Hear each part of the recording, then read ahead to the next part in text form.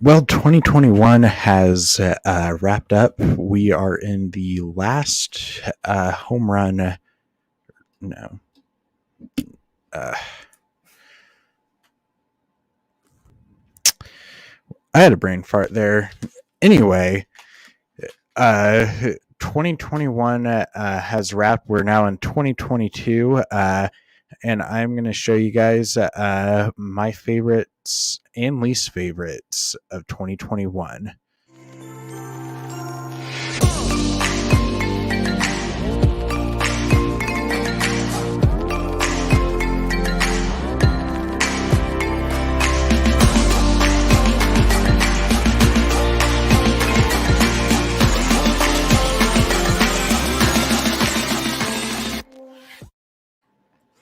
Welcome to Joey's Movie Blog. I'm your host, Joey Stramberg, and 2021 was a interesting year for movies. Started out not really thinking we were going to get much. Then in the back half of the year, a whole lot of crap came out. So let's get started with number 43 on my list. Home Sweet Home Alone. This movie was the most miserable I had been watching a movie all year. The thing that really bothered me about this one is that they made the Wet Bandit sympathetic, and so when the traps happened, it made me just feel terrible watching it, and I couldn't have fun with it. And it's like there was a lady who just wanted to talk this kid getting shot with thumbtacks, and it's like, Jesus Christ, this kid is literally Jigsaw at this point. And I also did not find the kid to be all that likable. And yeah, it's my least favorite movie of the year. And the way it ended also just really, it just felt really strange how they didn't pay any consequences for uh any of this. And it's like, oh yeah, we're all good now, we're all family, thanks for reuniting Christmas and all that. Good on you. At least Kenneth didn't get to you. And just a reminder, all of this is my friend Kenneth's fault for a majority of this bottom 10. But this next one we could actually blame my school on. Dear Evan Hansen. This movie made me feel uncomfortable and gross watching it. I think it's the whole thing where it's like he's using a grieving family for clout, and it's like he never, like, and they glorify him. It's like, what the hell? And I don't have an issue with Ben Platt. My issue is that the way he was directed, it's like he was overplaying an introvert, and he looked ridiculous. It's like the makeup on him was terrible, and they made him wear clothes that were too big for him just to make him look younger. And it's like, good grief. And it all just felt like him using a grieving family just to fuck a dead kid's sister. And yeah, number 42 is Dear Evan Hansen. And I should also say this about Dear Evan Hansen. The musical numbers, the music itself was good, but I felt that there's not really much in terms of visual storytelling going on with in the musical numbers to make me care, and it just left me bored. Number 41, Cosmic Sin. Bruce Willis, what are you doing, man?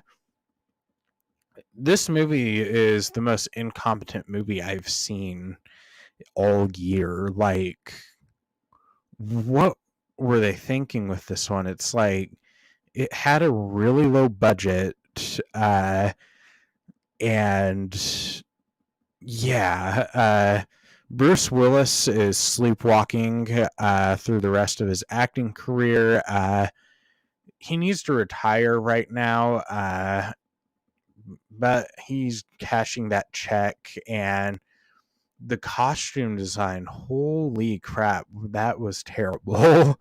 It made me wish I was watching Edge of Tomorrow, and yeah. And it's like everyone just looks like they're reading off of cue cards, and it's just like no one wants to be here. Number 40, Thunder Force. So Melissa McCarthy, I enjoy some of her movies, but the movies where she's teaming up with her husband are not good. This movie just felt like there wasn't very many good excuses. Yeah, I do have the TV spots, but for whatever reason, it's not letting me use them in StreamYard, unfortunately. So I had to just do it this way, which delayed the stream by like 10 minutes. But Thunder Force, it was insufferable, and the whole thing with what was it like Jason Bateman or whoever with like crab arms? It's like, what the hell am I watching? So going into number 39, Red Notice. I know some of you guys like this movie. It's Netflix's biggest movie right now, and honestly, there's nothing really going for this movie other than the stars. I barely laughed during this, maybe got a chuckle here and there, but like The Rock just looks half asleep this entire movie, and then Ryan Reynolds is just playing Deadpool, and then Gal Gadot. What's going on? You were terrible in this one, and the Coliseum sequence has some of the worst green screen I've ever seen, and I was genuinely confused what even the story was to this one. And then the plot twist at the end just came out of left field and made no sense to me. Number 38, Injustice. So I'm a massive fan of the Injustice video games.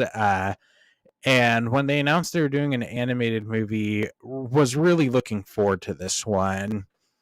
And then I was hearing some things on Twitter about how this is one of the worst DC animated movies. And someone that worked on this one leaked it out, so a lot of people got to see it early. And I gave it a watch once it hit VOD. And holy crap, they were right. First off, it just felt just so stupid with how a lot of the characters died. Like Flash, you could have just completely ran away from that thing, and then when they killed Dick Grayson off, they have him come back as Dead Man, then possess Damian Wayne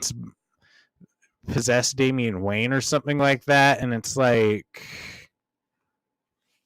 and then whoever voiced the Joker did a terrible job. Like, wow, it's really incompetent, and comes in at number 38. 37, Tom and Jerry.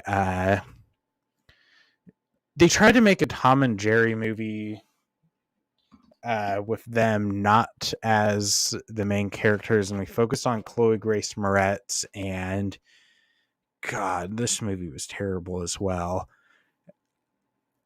I don't know what they were thinking. Chloe Grace Moretz is a terrible person, and it's like she's lying to get this job, and it's terrible. only standout stuff was the Tom and Jerry stuff. And 1 second.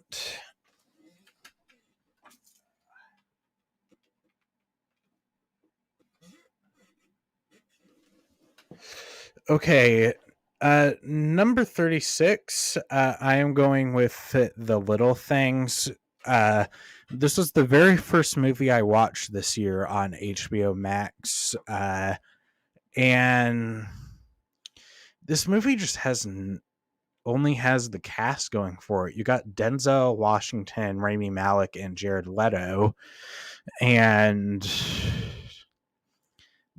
it's like, it just feels like a discount version of Seven. I would much rather watch Seven over this. And it's just like, there's nothing I remember about this movie. It was awful.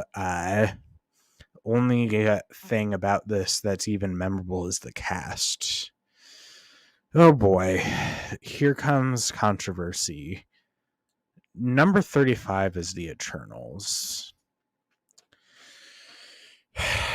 I really didn't like Eternals. It's my least favorite MCU movie.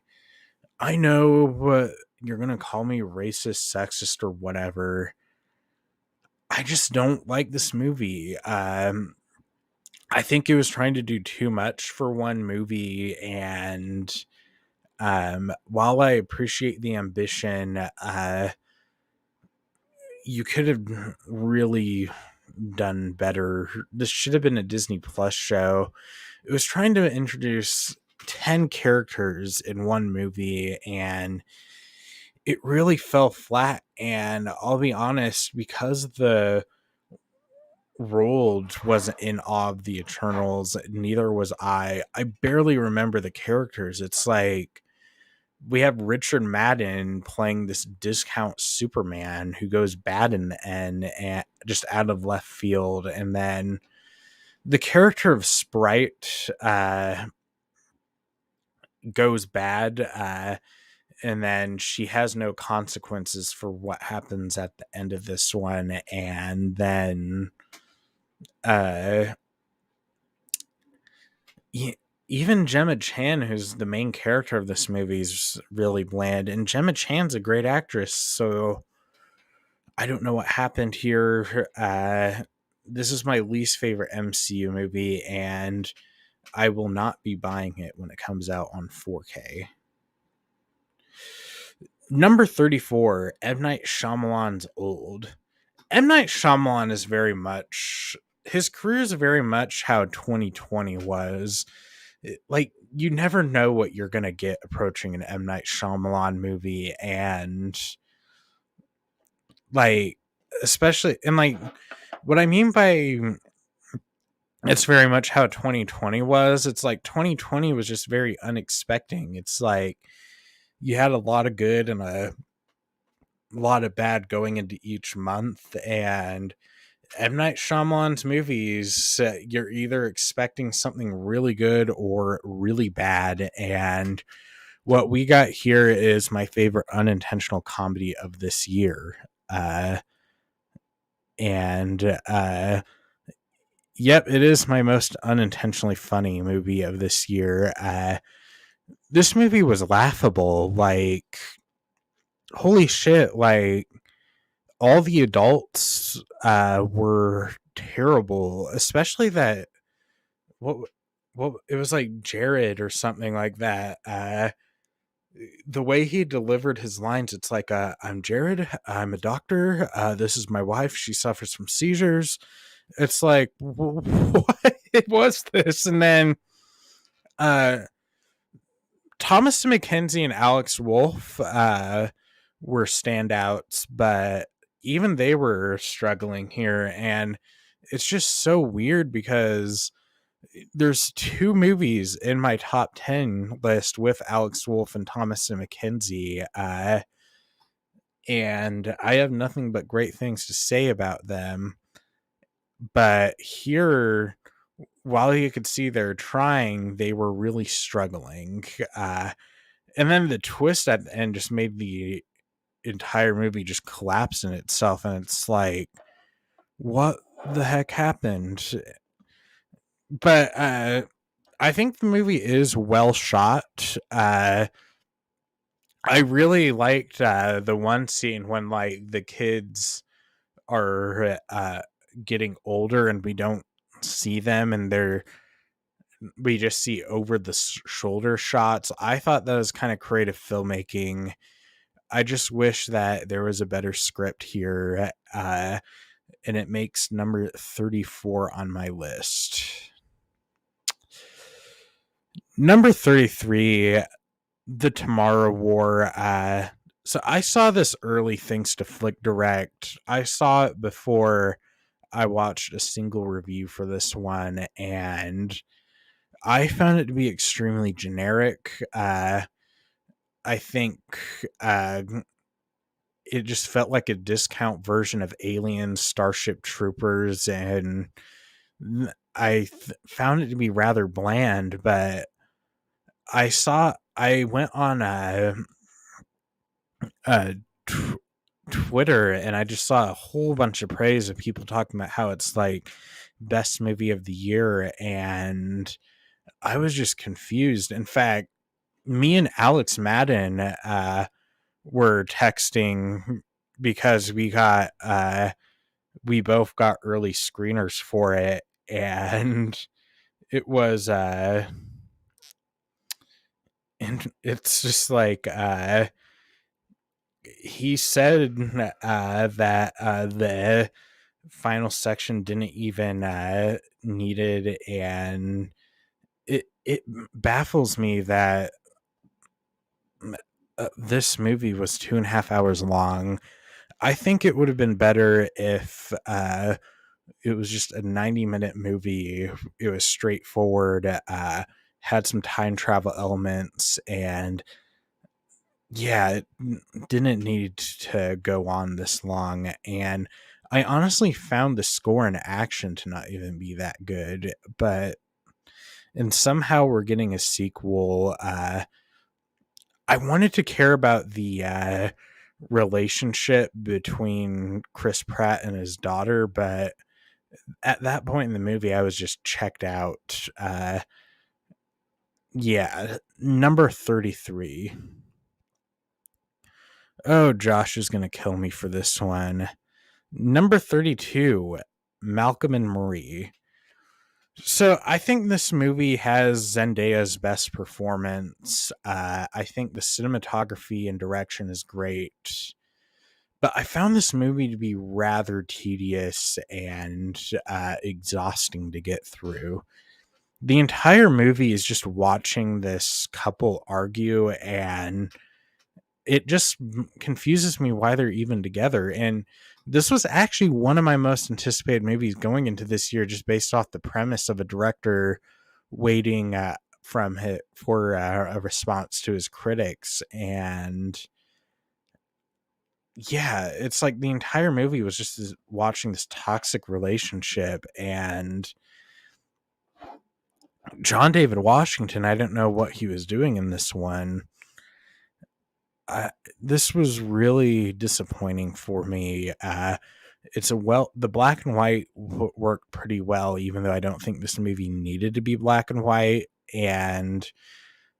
But like, the movie just felt very toxic, and by the end of it, I was freaking exhausted.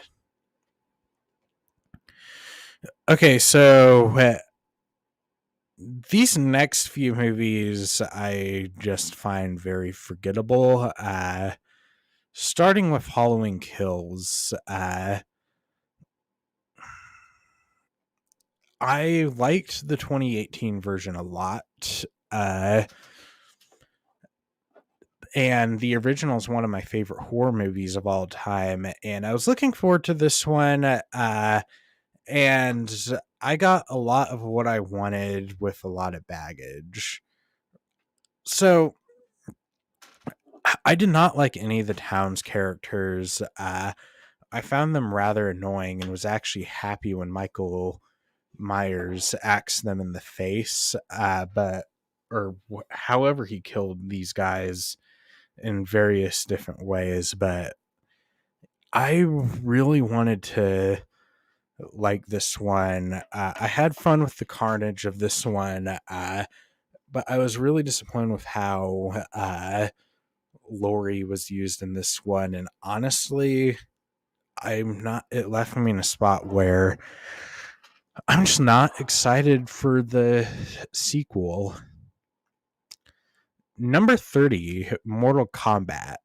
Perhaps the most frustrating movie.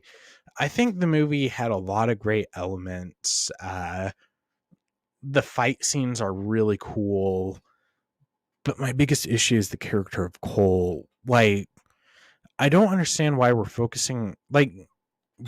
focusing on Mortal Kombat. It's like this feels like the prequel to well, the other Mortal Kombat characters, but this just feels like the prequel to the movie we want, and that if we get a sequel,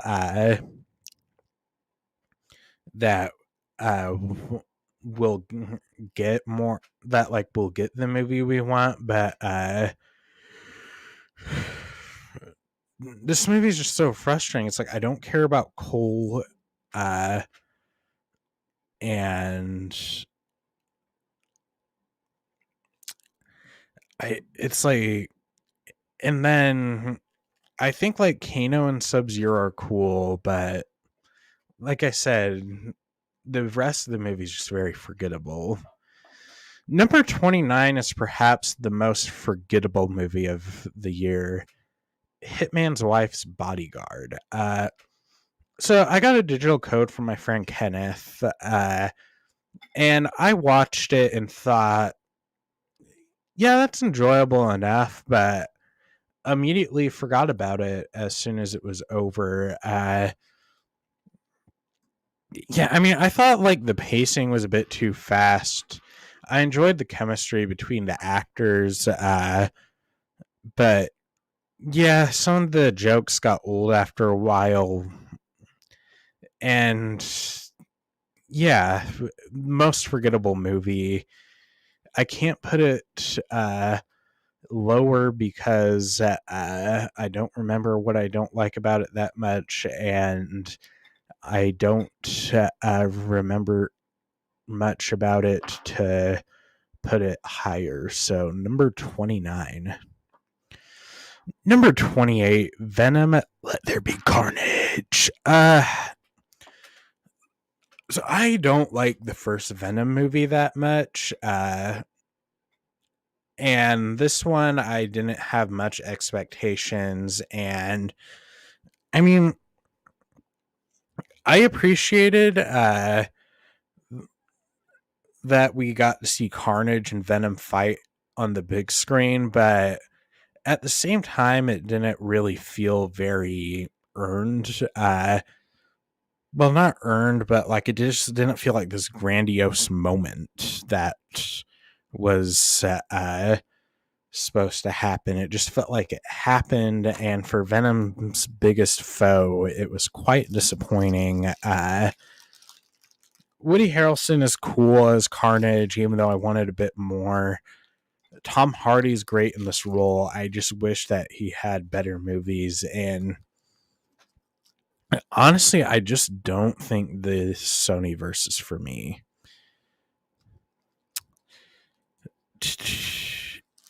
Number 27 is Matrix Resurrections. So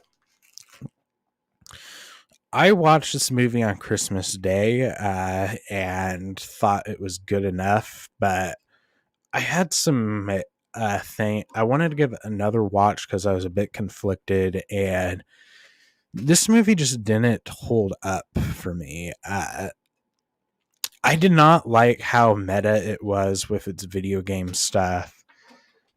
I know Twitter is really tired of this argument, but it really felt like what Free Guy was trying to do, but it just felt like he was doing it in this high concept sci-fi way, and it just didn't work for me. And Keanu Reeves didn't feel like he wanted to be here and just felt like he was collecting a check.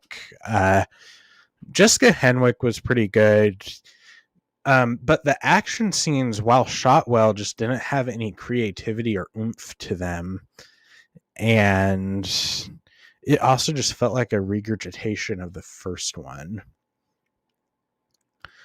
The Conjuring, The Devil Made Me Do It. I'll be honest with you, this one was pretty forgettable.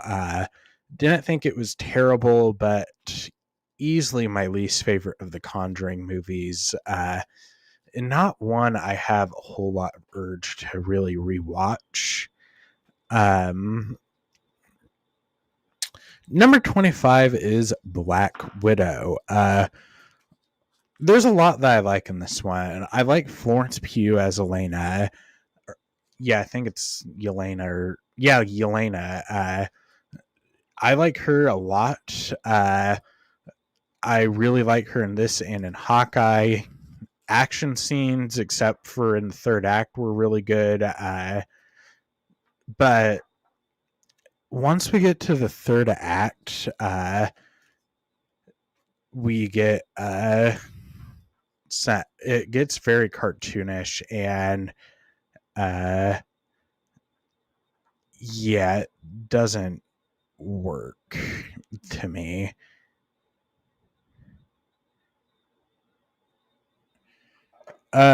Next up is Don't Look Up.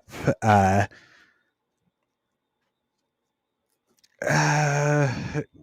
was really looking forward to this movie, but it was unfortunately let down by awful editing and not so great social commentary. Leonardo DiCaprio does give an Oscar-worthy performance, but overall, I'm pretty disappointed with this one. Luca, yeah, okay Pixar, but very forgettable.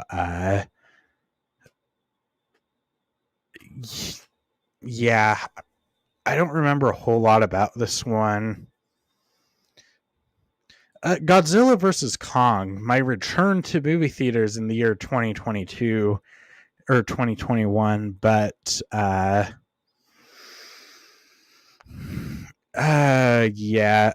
enjoy a lot of the action scenes, but I'm not crazy about the human dynamic. But I did enjoy the podcaster subplot. But I do appreciate that this movie knew what it was trying to be, and it was a great theater experience. Number 21, Army of the Dead, Zack Snyder. Not the first you're going to see of him, not the last you're going to see of him on here, but this was a pretty fun one. Had some issues with some of the logic, and the dream lens did get a bit annoying at times, but really like Batista, really want to see his movie career go in places, and I'm really excited about this Snyderverse thing that Netflix is doing. I have not seen Army of Thieves yet, though, so I need to get on that. Number 20, The Guilty. I really enjoyed this one. I enjoyed the contained thriller element of it. Thought it was a bit slow, but Jake Gyllenhaal gives one of the best performances of his entire career, and really enjoy this one. Free Guy. To me, I really enjoyed this one, even though I think some of the pop culture elements were a bit, like the whole streamers cameos was a bit annoying, but I really enjoyed Ryan Reynolds in this one, and the love story, and it had a great message. And honestly, where's my GTA movie at this point? So these next 18 of are all contenders to be in my top 10. Unfortunately, some of them break my heart that I had to leave them out. Raya and the Last Dragon, stunning animated movie. God, This has the best animation of a movie I've seen all year, and sorry when I talk so long, yeah, and great set pieces as well.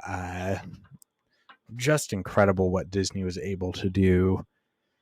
17 is Shang-Chi and the Legend of the Ten Rings. I really dug the fight choreography in this one, and the character of Shang-Chi is becoming one of my favorites. Can't wait to see where they take him. And then Aquafina was a standout in this one as well. She was really funny, and it has Wen Wu is one of the best MCU villains we've had. 16 is King Richard.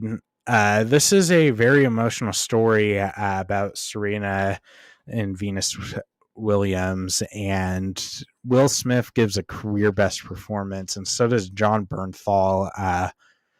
Check out King Richard. I hope Will Smith gets an Oscar for this one. My favorite performance of the year comes in at number 15 with Tick, Tick, Boom, starring Andrew Garfield. I'm very much at that point in life where I'm trying to get a lot of my creativity seen. And this movie really sums up the point in time I am at in my life. I'm getting ready to graduate high school in June, so this really hits home, and with where he is trying to get his creativity seen, and it's my favorite musical of the year, and Andrew Garfield deserves Best Actor. Number 14 is Nobody. Bob Odenkirk is the action star I never knew I needed. And someone is leaving. Anyway, the action scenes are fantastic, and Christopher Lloyd killing people is something I never thought I needed as well. It's perfectly paced. I was never bored, and it is my second favorite action movie of the year. Number 13 is The Suicide Squad. I am shocked that this movie did not make my top 10 because this movie is just great. We got a nice heart in this one with Idris Elba and Daniela Melchior's characters, and King Shark is the cutest character I've seen all year, and I just enjoyed how crazy it got, and yeah, it is my number 13. Number 12, Ghostbusters Afterlife. This movie put me in man tears, man. I'm such a big fan of Ghostbusters, and seeing all of them together put me in tears, and I enjoyed all the new characters as well. Yeah.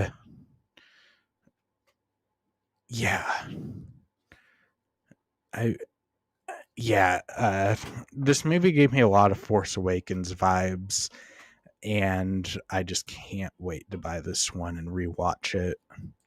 Number 11 is Spider-Man No Way Home. I was very nervous because I thought this movie was just going to fall apart. And yes, Ratcatcher 2 Supremacy. But it managed to balance out its fan service and heart really well and gave us one of the best third acts of the MCU. It gave me possibly my favorite MCU movie. Number 10, Pig. So if you told me at the beginning of the year that one of my favorite movies of the year was going to be Nicolas Cage trying to rescue his pet pig, I would have laughed, but they surprisingly gave us a amazing character study, and yeah, wow. Nick Cage gives one of his best performances, and Alex Wolff is really good in this one. And it had an ending that just broke me. Probably the most emotional ending of the year. Number 9, No Time to Die. The first movie affected by the coronavirus outbreak finally came out this year, and it delivered. It gave me my favorite action scene of the year with that hallway fight scene, and it really broke down Bond and gave us one of his best, Daniel Craig's best performances. Number 8 is Mitchell's versus the Machines, my favorite animated movie of the year, and yeah, this movie was just great. I really enjoyed all the characters in this one and had a great message about social media and family. Number 7 is Zack Snyder's Justice League. I was one of the people that didn't think this was going to happen, but it did. This was such an incredible experience that I cannot believe we own. It puts everything WB did with Justice League to shame and gives me my favorite DCEU movie and my favorite comic book movie of the year. Number 6 is Judas and the Black Messiah. Yeah, this was another one I watched on HBO Max. Loved it. Thought it had a great message, a great original song, and it put me in tears. Number 5, A Quiet Place Part 2. This was the first time this year that I really felt return to normalcy. And this movie is a part of it. But also, it's just a great movie. It's a horror movie, but it has this family element to it that really works. And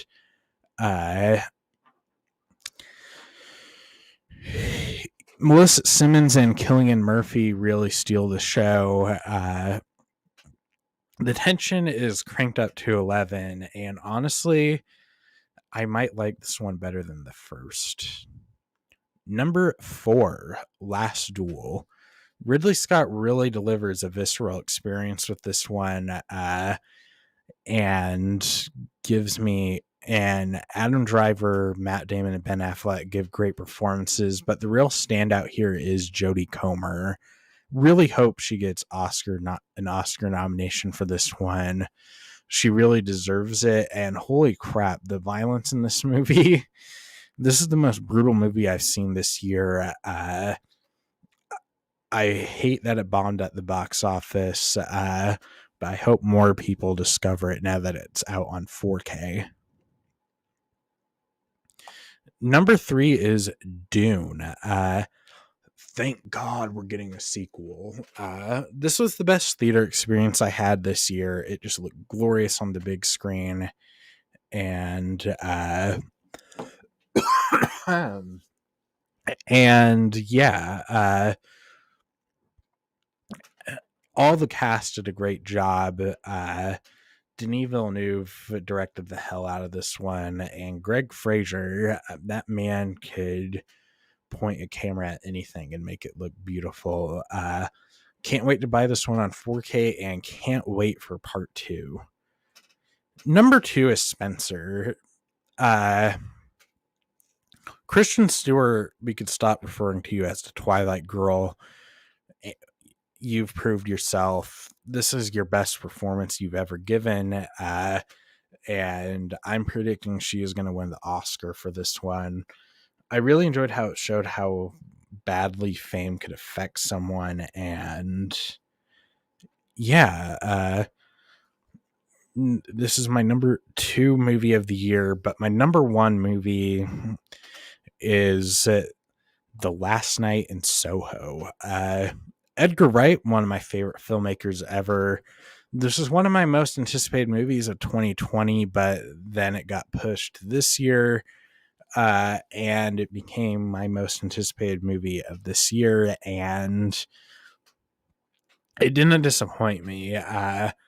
First of all, the cinematography in this movie is the best it's been, or the best cinematography of the year. Unfortunately, I don't think it's going to get nominated but it's the best directed movie of the year. Thomas and Mackenzie and Anya Taylor-Joy give some of their best performances.